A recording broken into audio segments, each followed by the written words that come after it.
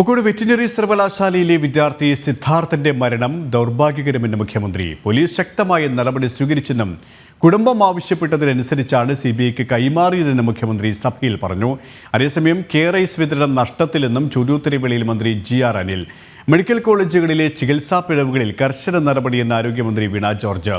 ചോദ്യോത്തരവേളയിലാണ് വീണ George ഇക്കാര്യം പറഞ്ഞത്. വിവരങ്ങളുമായി അഖിൽ പാലോട്ട് മഠം ചേരുകയാണ്. അഖിൽ, സിദ്ധാർത്ഥന്റെ മരണവുമായി ബന്ധപ്പെട്ട്, നടപടികളുമായി ബന്ധപ്പെട്ട്, അന്വേഷണവുമായി ബന്ധപ്പെട്ട് മുഖ്യമന്ത്രി എന്തൊക്കെയാണ് സഭയിൽ പറഞ്ഞത്? ഒപ്പം കെയർ റൈസുമായി ബന്ധപ്പെട്ട ഭക്ഷ്യമന്ത്രിയുടെ പ്രതികരണം, ആരോഗ്യ മേഖലയുമായി ബന്ധപ്പെട്ട് വീണ ജോർജിന്റെ പ്രതികരണവും.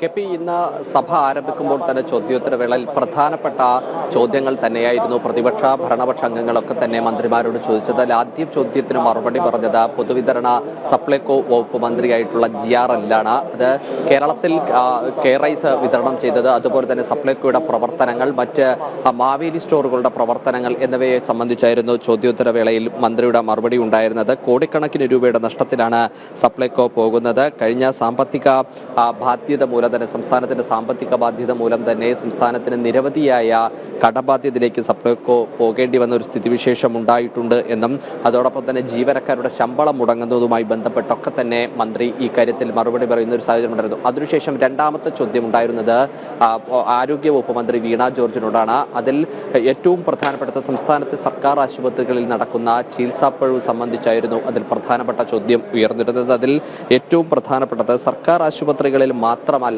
ചികിത്സാപ്പിഴവ് ഉണ്ടാകുന്നത്, പക്ഷേ ചികിത്സാപ്പിഴവ് സംസ്ഥാനത്ത് ഉണ്ടാകുന്നുണ്ട്. മുൻ വർഷങ്ങളിലെ കണക്കൊക്കെ തന്നെ മന്ത്രി നിരത്തിക്കൊണ്ടൊരു പ്രതിരോധം തീർക്കാനും ശ്രമിച്ചിരുന്നു. ചികിത്സാപ്പിഴവ് ഉണ്ടാകുന്നുണ്ട് എങ്കിൽ അതിൽ കർശനമായ നടപടിയെടുക്കാനുള്ള തീരുമാനമാണ് സർക്കാർ തീരുമാനിച്ചിരിക്കുന്നത്, അല്ലെങ്കിൽ സർക്കാർ ആ തരത്തിലുള്ള നിലപാട് സ്വീകരിച്ചാണ് മുന്നോട്ട് പോകുന്നത് എന്ന് മന്ത്രി സഭയിൽ വ്യക്തമാക്കിയിരിക്കുകയാണ്. KP മൂന്നാമതൊരു പ്രധാനപ്പെട്ടത് പ്രതിപക്ഷ അംഗമായിട്ടുള്ള T സിദ്ദിഖ് മുഖ്യമന്ത്രിയോട് ചോദിച്ചതാണ്.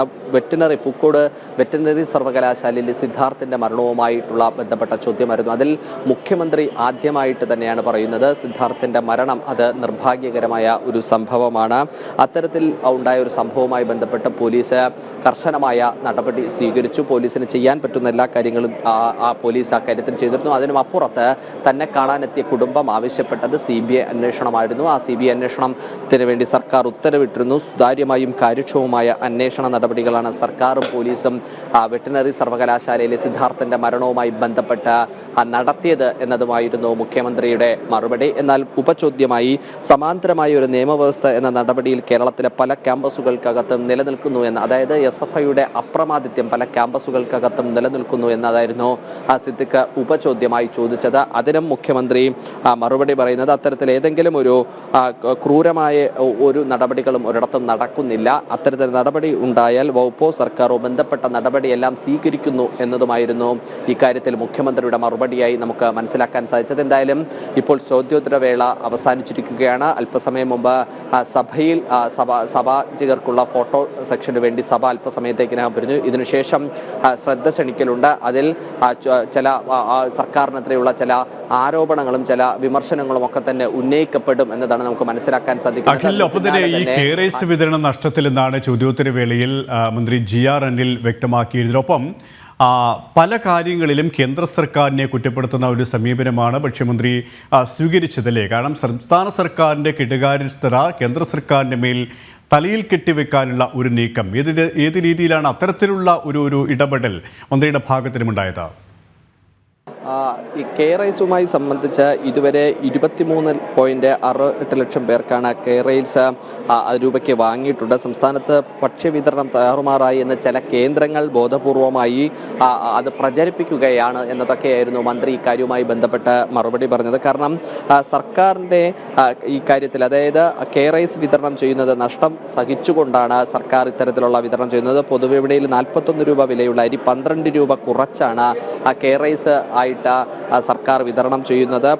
അതുപോലെ തന്നെ കേന്ദ്ര സർക്കാരിന്റെ വികലമായ നടപടി മൂലം അർഹതപ്പെട്ടവർക്ക് റേഷൻ ലഭിക്കുന്നില്ല എന്നൊരു വിമർശനം കൂടി മന്ത്രി പറഞ്ഞു വെക്കുന്നുണ്ട്. കാരണം കഴിഞ്ഞ കാലയളവിലൊക്കെ തന്നെ മന്ത്രി എങ്ങനെയാണോ കേന്ദ്ര സർക്കാരിനെ പ്രതിക്കൂട്ടിൽ നിർത്താൻ വേണ്ടി ശ്രമിച്ചത്. അതുതന്നെയാണ് ഇന്ന് സഭയിലെ മറുപടിയിലും പറയാൻ വേണ്ടി തയ്യാറായിരുന്നത്. എന്തായാലും KRISന്റെ കാര്യത്തിൽ വീഴ്ച സംഭവിച്ചു, അത് കടബാധ്യതയാണ്, അത് നല്ല രീതിയിൽ മുന്നോട്ട് കൊണ്ടുപോകാൻ സാധിക്കുന്നില്ല എന്ന് ഈ മന്ത്രി തന്നെ, വകുപ്പ് മന്ത്രി തന്നെ സഭയിൽ സമ്മതിക്കുന്നു എന്നതാണ് നമുക്ക് മനസ്സിലാക്കേണ്ടി വരുന്നത്. KP യെസ്, നിയമസഭയിൽ നിന്നും അഖിൽ പാലോട്ടുമടമാണ് വിശദാംശങ്ങൾ നൽകിയത്.